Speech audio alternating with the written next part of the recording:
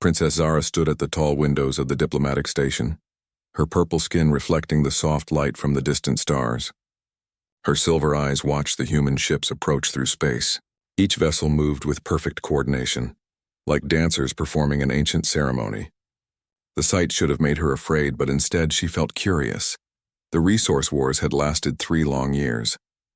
Her people, the Nexari Empire, had fought against the humans over mining rights in the outer spiral systems. Everyone expected the war to end with massive destruction and countless lives lost. Instead, something remarkable happened. The human forces had won through strategy so clever and unexpected that Zara's military advisors still struggled to understand it. The human commander had never attacked civilian targets. His forces had never destroyed a single Nexari city or colony. Instead, he had used tactics that seemed impossible. He predicted every move the Nexari military made. He knew exactly when to advance and when to retreat. Most surprising of all, he seemed to understand Nexari culture better than some Nexari themselves. "Your Highness," came a voice behind her. Zara turned to see General Crix, her father's most trusted military advisor. His forearms were folded in the traditional gesture of respect. "The human delegation has arrived. They are ready for the treaty ceremony." Zara nodded slowly. "What do we know about their commander?" "The one they call Admiral Torres?" General Crix consulted his datapad. "Benjamin Torres, age 32, rose through the ranks unusually fast. His military record shows no major conflicts before this war, yet he managed to outmaneuver our best generals. His strategies were unlike anything we have seen from human forces before." "Strange," Zara murmured. She had studied military history since childhood. Human tactics were usually direct and forceful.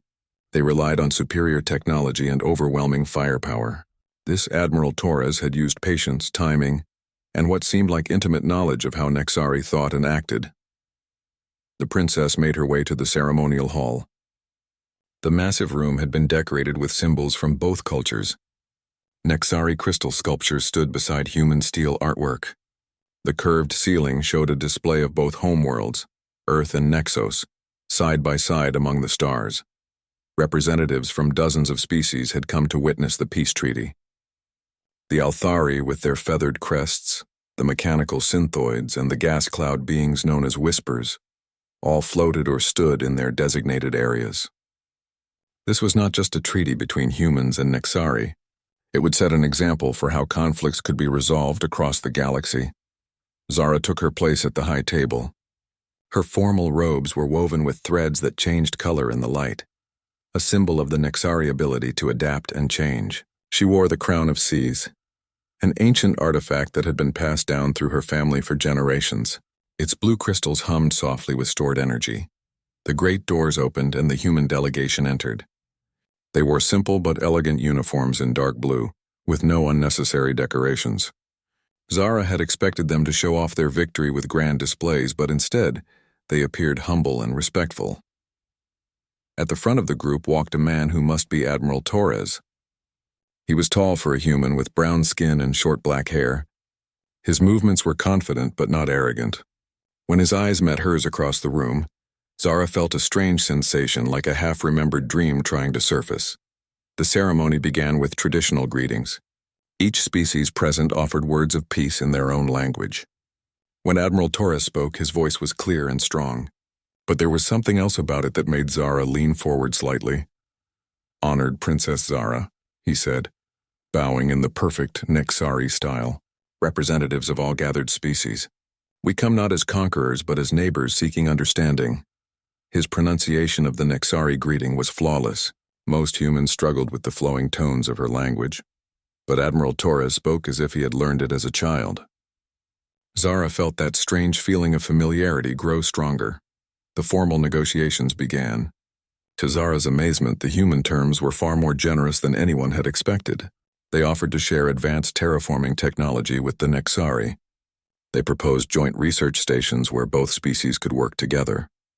They even suggested cultural exchange programs similar to ones that had existed decades ago. "We believe," Admiral Torres explained to the assembled crowd, "that different species become stronger when they learn from each other. Humans have much to gain from Nexari knowledge of energy manipulation and bioadaptation, We hope the Nexari might benefit from human advances in transportation and manufacturing. Zara watched him carefully as he spoke. There was something about the way he gestured with his hands, the way he paused to consider his words. It reminded her of someone, but the memory remained just out of reach. General Crix whispered to her, "These terms are almost too good to be true, Your Highness. What do you think is their real motivation?" Before Zara could answer, Admiral Torres continued speaking. "The goal is not to create dependence, but partnership. Each species should maintain their independence while sharing knowledge that benefits everyone." The word partnership was said in perfect Nexari, using a term that meant deep friendship between equals. It was not a word that appeared in standard translation programs. Someone would have to study Nexari culture extensively to know its proper use. During the midday break, Zara walked through the station's observation areas. The human ships remained in perfect formation outside, but they had powered down their weapon systems as a sign of good faith. Such trust was unusual in diplomatic situations. She found herself in the Memorial Garden, a space dedicated to those lost during the war. Surprisingly, it contained monuments to both human and Nexari casualties. Admiral Torres stood before a crystal marker, his head bowed in respect. "Admiral," Zara said as she approached. He turned and bowed again. "Your Highness, I was paying respects to those who were lost. War should always be a last resort." "You speak of war as if you have personal experience with loss," Zara observed. Admiral Torres was quiet for a moment. "I grew up learning that different species have more in common than most people realize. Fighting should happen only when all other options are exhausted." There was something in his tone, a sadness mixed with hope, that touched something deep in Zara's memory. She studied his face more carefully. His eyes were dark brown, and when he smiled, small lines appeared at the corners. There was a small scar on his left hand, barely visible. "Where did you learn to speak Nexari so well?" she asked. "I was fortunate to have good teachers when I was young," he replied. "There was a cultural exchange program many years ago. Humans and Nexari children learned together." Zara's breath caught. The cultural exchange program had been her father's project 20 years ago. She had been one of the Nexari children who participated. There had been human children there too, sons and daughters of diplomats and researchers. They had played together, learned each other's languages, and formed friendships that crossed species barriers. The program was canceled when political tensions increased, Admiral Torres continued. "Many of us who participated never forgot what we learned there." "What did you learn?" Zara asked, her heart beginning to beat faster.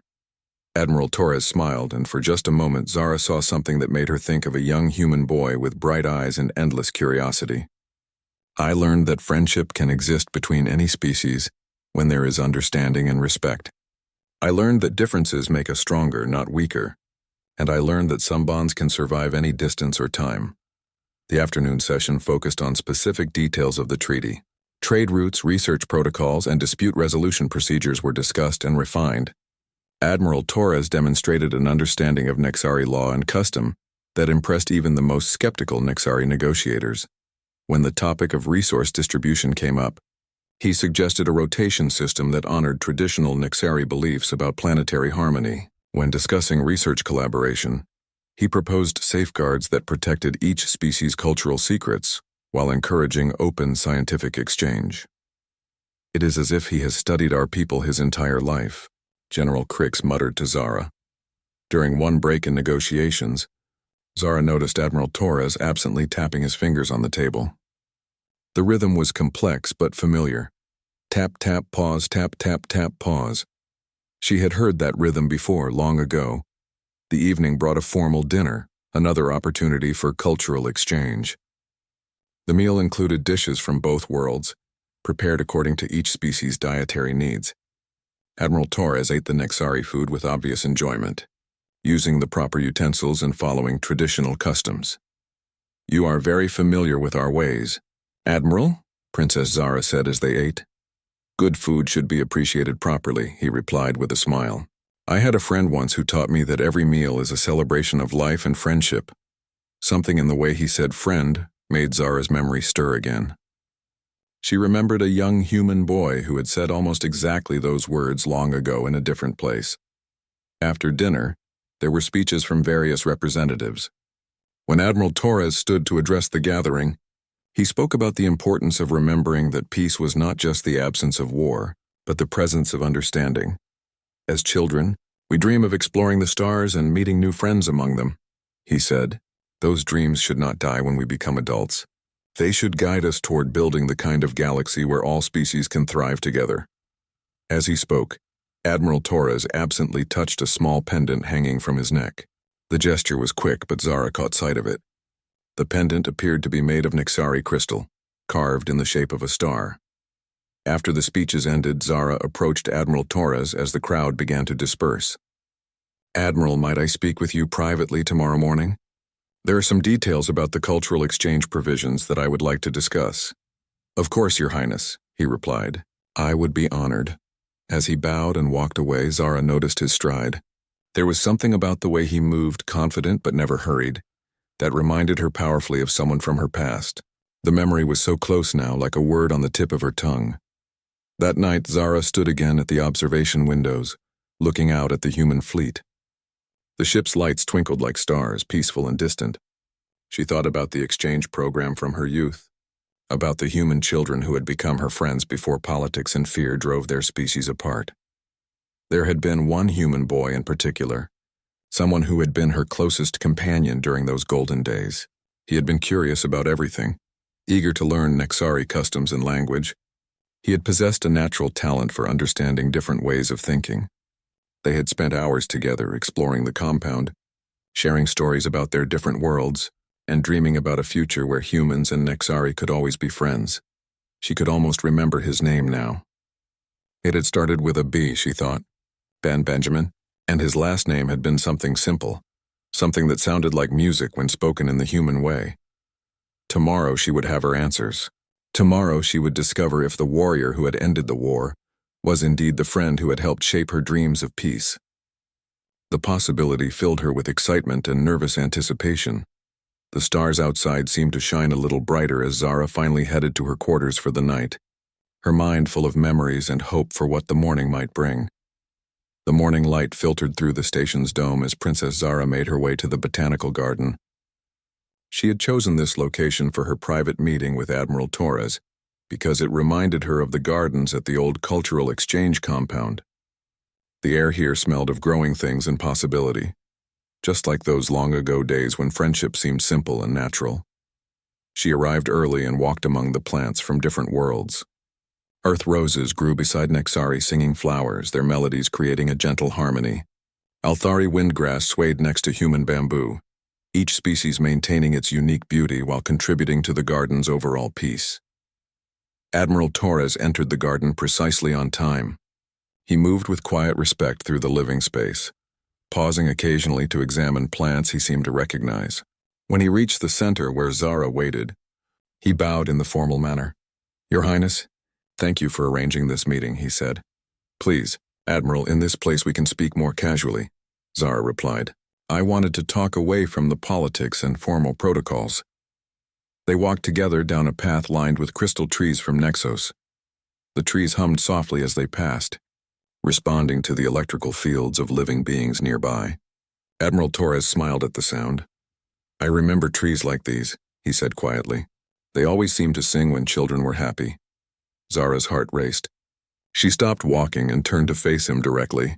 "Admiral Torres, there is something I must ask you. The way you speak our language, your understanding of our customs, your knowledge of our culture. Where exactly did you learn these things?" Admiral Torres was quiet for a long moment. He looked around the garden, his eyes taking in every detail as if he were seeing ghosts of memory among the plants.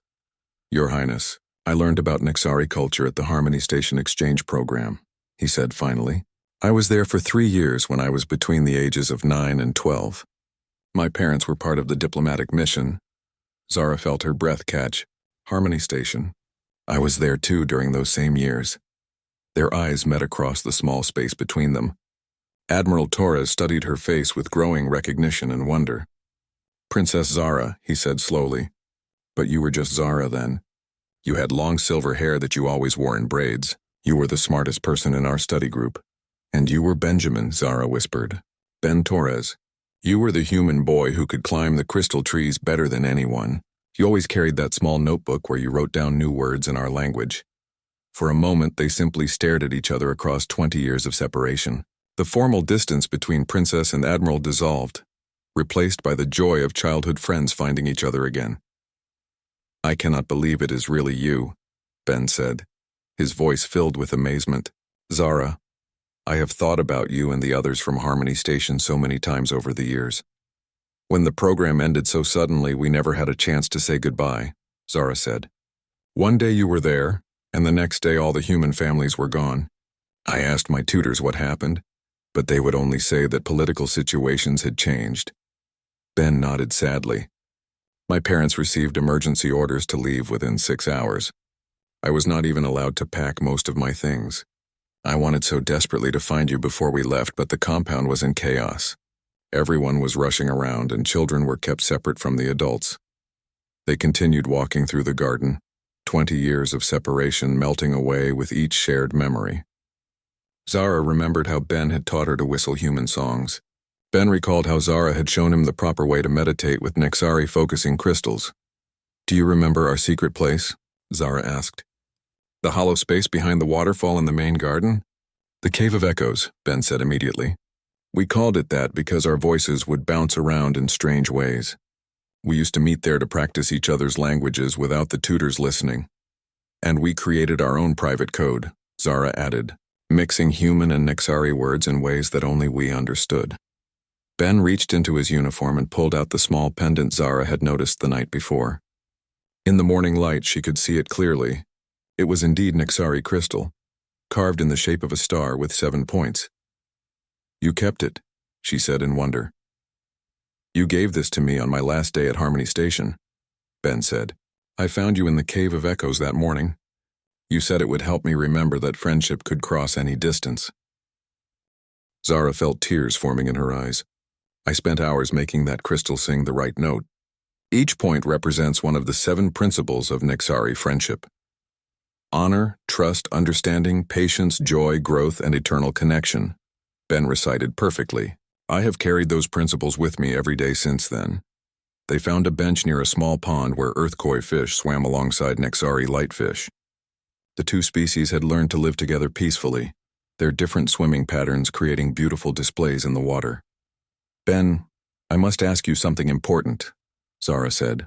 "During this war, your strategies, your understanding of how we think and act, was that because of what you learned at Harmony Station?" Ben was quiet for a moment, watching the fish dance in the water. "Everything I learned about leadership, about understanding different perspectives, about finding solutions that honor everyone involved, I learned during those 3 years with you and the other Nexari children. But you became a military leader," Zara pointed out. "How did the boy who loved peace become an admiral?" "I joined the military because I wanted to prevent wars, not fight them," Ben explained. "I believed that if someone who truly understood other species was in a position of authority, conflicts could be resolved without destruction." He turned to face her directly. "Zara, every decision I made during this conflict was guided by lessons you taught me. When you showed me how Nexari value harmony over victory, I learned to design strategies that allowed your people to maintain their honor while accepting necessary compromises. And when you taught me about the Nexari concept of soft strength, the idea that true power comes from understanding rather than force, it changed how I approached every challenge in my life." Zara felt a warmth spreading through her chest. "My childhood friend became the warrior who ended our war through wisdom, rather than weapons, and my childhood friend became the princess who convinced her people to seek peace rather than fight to the bitter end," Ben replied. "I read the reports, Zara. Your speeches to the Nexari Council, your arguments for negotiation over continued conflict. They sounded like conversations we used to have in the Cave of Echoes." They sat in comfortable silence for a while, both processing the remarkable discovery. Around them, the garden continued its quiet symphony of growth and harmony. "There is something else," Zara said eventually, "something I have never told anyone. During the war, when our military advisors were discussing strategy, I found myself thinking about human psychology. I remembered things you had told me about how humans think and react. I used that knowledge to advise my father on when your people might be open to negotiation." Ben smiled. So we were both using childhood lessons to guide adult decisions. It seems we were both working toward the same goal without realizing it, Zara agreed. Peace between our peoples, just like we dreamed about as children. Ben reached into his other pocket and pulled out a small, worn notebook. The cover was faded, but Zara recognized it immediately. You still have your word collection book, she said with delight. I have added to it over the years, Ben said, opening it carefully. Every new language I encounter, every concept that does not translate directly into human words. Look here, he showed her a page near the back. Written in careful handwriting were dozens of Nixari phrases, along with notes about their deeper meanings and cultural context. You have been studying our language for 20 years, Zara observed. I never stopped learning about Nixari culture, Ben admitted. It felt like a way to stay connected to those days at Harmony Station, and I always hoped that someday the knowledge might be useful for building bridges between our species. Zara thought about her own studies over the years. She had learned multiple human languages and spent countless hours reading about Earth history and culture. Like Ben, she had told herself it was just intellectual curiosity. But now she realized it had been something deeper. We were both preparing for this moment without knowing it, she said. Perhaps some friendships are too strong to be broken by time or distance, Ben suggested. They walked to another part of the garden where a small grove of young trees grew. These were saplings from both worlds, planted together as an experiment in cross-species cultivation. The human and Nixari trees were growing in intertwined patterns, their roots sharing nutrients and their branches creating a canopy that neither species could achieve alone. This is what we dreamed about, Zara said, gesturing to the grove, different species growing stronger together. The treaty we are signing today will make dreams like this possible across the galaxy, Ben said. Cultural exchange programs, joint research projects, shared colonies where humans and Nixari can build communities together. But it will require leaders who understand both species, Zara pointed out. People who can communicate across the differences and find common ground. Ben looked at her with a growing smile. Are you suggesting what I think you are suggesting? The treaty includes provisions for a joint council to oversee the new relationship between our peoples, Zara said. That council will need co-chairs, one human and one Nixari. Princess Zara and Admiral Torres working together again, Ben said thoughtfully. Just like in the old days, but with more responsibility. And more opportunity to make a real difference, Zara added. They began walking back toward the main section of the garden. As they moved through the diverse plant life, Zara felt a sense of completeness she had not experienced since childhood. Finding Ben again felt like recovering a piece of herself she had not realized was missing. There is one more thing, Ben said as they neared the garden entrance, the Cave of Echoes. Do you remember our secret password? Zara smiled widely. Friends across the stars. In both languages, Ben said. Together they spoke the phrase, first in Nixari and then in human. Their voices blended in the warm air of the garden, just as they had 20 years ago in a hidden space behind a waterfall. Ben, Zara said softly, I want you to know that even when I thought I would never see you again, you continued to influence my life. Every decision I made about diplomacy, every time I argued for understanding over conflict, I was remembering lessons you taught me about seeing situations from different perspectives. And every time I chose patience over aggression, every time I looked for solutions that honored all parties involved, I was remembering your lessons about the Nixari way of finding harmony in complexity, Ben replied. They paused at the garden entrance, both reluctant to return to the formal world of treaties and protocols. When we announce the joint council appointments today, Zara said, people will think it is a diplomatic arrangement, but we will know it is something much deeper, Ben agreed. A friendship that survived separation and grew into something that can help reshape the relationship between our species. From childhood dreams to galactic reality, Zara said with wonder. As they walked back toward the diplomatic chambers, they talked about practical matters. How to structure the joint council, which projects to prioritize, how to rebuild the cultural exchange programs that had been so important to both of them. But underneath the planning and logistics, there was a deeper current of joy. Two friends had found each other across the vast distances of space and time. The boy who had climbed crystal trees had become a leader who ended wars through wisdom. The girl who had shared friendship crystals had become a voice for peace in the highest levels of government. Together, they would help write the next chapter in the relationship between humans and Nexari. And this time, they would make sure that friendship and understanding would not be lost to politics and fear. The morning sun climbed higher as they approached the diplomatic station's main building. Around them, representatives from dozens of species were preparing for the final treaty ceremony. But for Zara and Ben, the most important discovery had already been made.